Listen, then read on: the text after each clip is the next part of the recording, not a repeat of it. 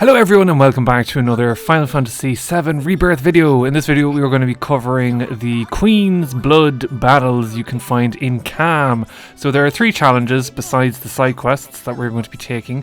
Look at... full disclosure, I have finished the game, but I haven't really been playing Queen's Blood throughout it, so I may have picked 1 or 2 cards that you might not have come across if you are playing this for the first time, as God intended. So the first match we are doing is Mr. Cuddlesworth. Just a quick look at the cards. So just highlighting ones that you may not have if this is your first playthrough. Chocobo and Moogle you'll get as you leave Kalm from the vendor in like his little abandoned cabin.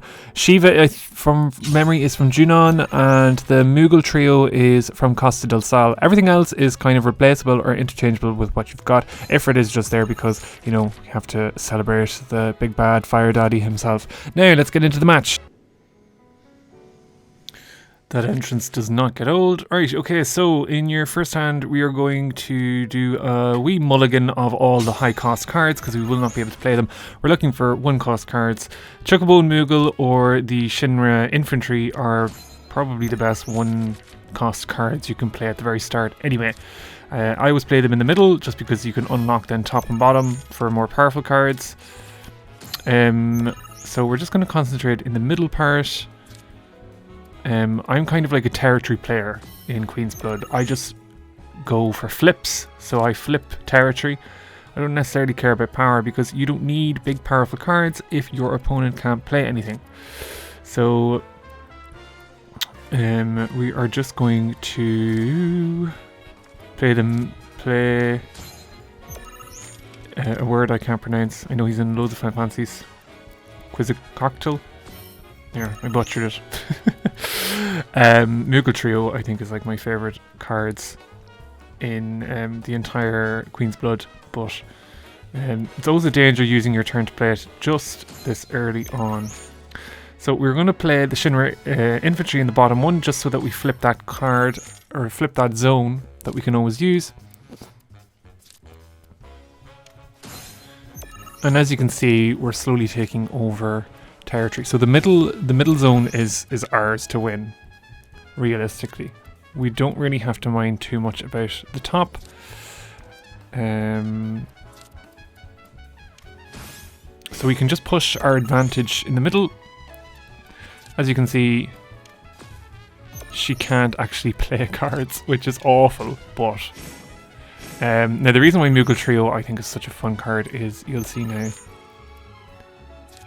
we can play Moogle Mage, and that usually gets rid of one of their cards, because if you deplete their power below 0, the card gets destroyed and flipped, and all you have to do then is just place a card yourself.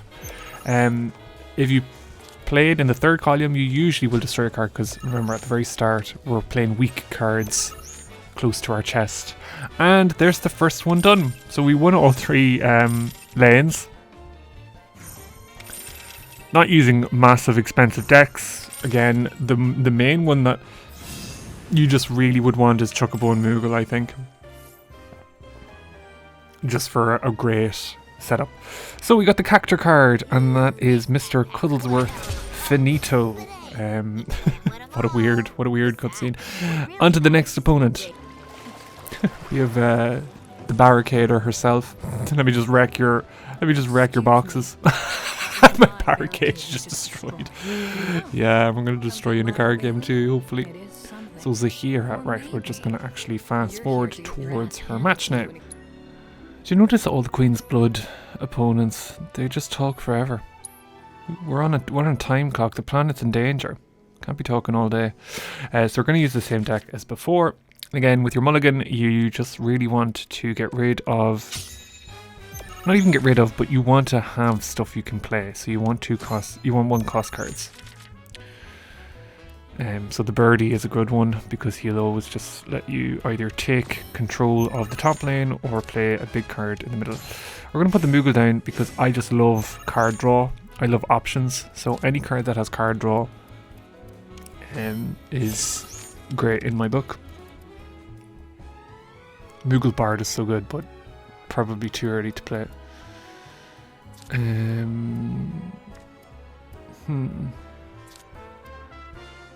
Well, probably not actually. The only danger I think with Moogle Bard is that you just have to, yeah, see, he's just after taking over one of the powered up places, so we do have to fight to get it back, but it should be fine. I hope.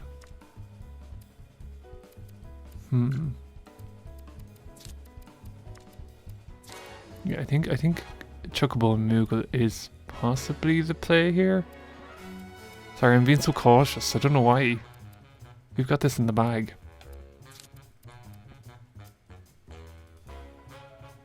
See, if I put him in the top lane, that basically secures the top lane for us because he won't be able to play anything. But we're going to try and get back the Bard power up. Yeah, see, we can flip the top side now if we wanted to. Yeah, it actually worked out better. I think this is the play. Yeah. So again, we're being very mean with territory, and you can just zone out your opponent if you just ignore a lane and flip it at the right time in your favour. Moogle power, we're going to put the Moogle mage down and actually destroy his card there. So we have all... It's awful. Imagine if there was PvP in this game. I would have terrible karma in my life. So yeah, we've just taken over the entire board. We can play whatever we want, which is awful and funny. I never use Shiva, but will we just use Shiva just to quicken it up? Yeah, Shiva's pretty niche card. Don't know why I have her in my deck. I think again it's just like effort, just paying tribute to the Ice Queen herself. But yeah, 3 lanes won by a considerable margin, I may add. So Zahira did not stand much of a chance, and we got the Screamer card, which actually looks pretty good. So again, yeah, I played some of the later games of Queen's Blood with no real deck, so these ones would have probably been very handy to have in the game. Yeah, so there is just one more challenge that you can do in Kalm. Let's get into it. So Ned is the one that actually probably caused me the most bother, because I did have to try and rematch him once or twice. Just because I was rusty and he had no punches. This crying is just an act. But let's get into his match.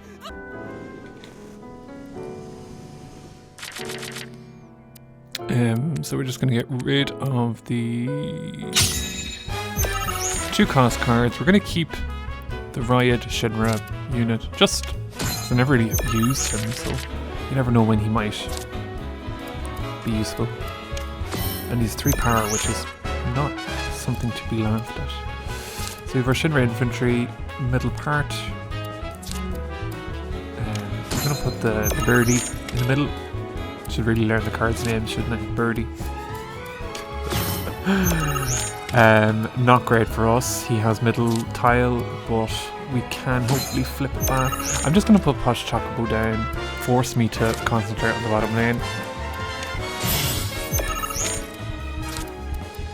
There we go, we can flip it now with weird dragon card. Quiz a cocktail, I think. I need to just... Oh my god, he flipped it back.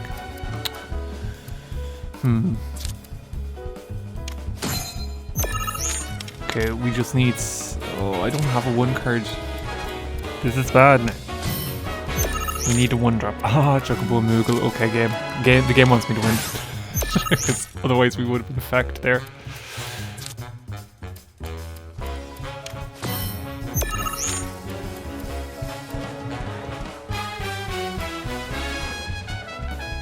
The only thing we can play really is Shiva. We could have hoped for a 1-drop next turn, but we would have got a 1-drop. But again, we win all 3 lanes. So yeah, me saying Shiva's useless, and I've been using her all this time. Help it make sense. But yeah, that's just a run through on how I play Queen's Blood with a very simple deck with 1 or 2 cards that you will have no problem picking up throughout the course of your adventure. So there are the 3 Kalm challenges. If you like this video, if you found it interesting, give us a like and a comment. Please comment with your favourite decks or cards to use or substitute with. I am adamant this will become a PvP mode, and I want to be prepared. Oh, scary cloud face. Come on, performance mode. And just to show you that I haven't really been playing Queen's Blood, this has just triggered straight away for me that there are essentially boss fights in Queen's Blood, which I was unaware of. So looking forward to covering that as well. So yeah, I will see you all in the next video.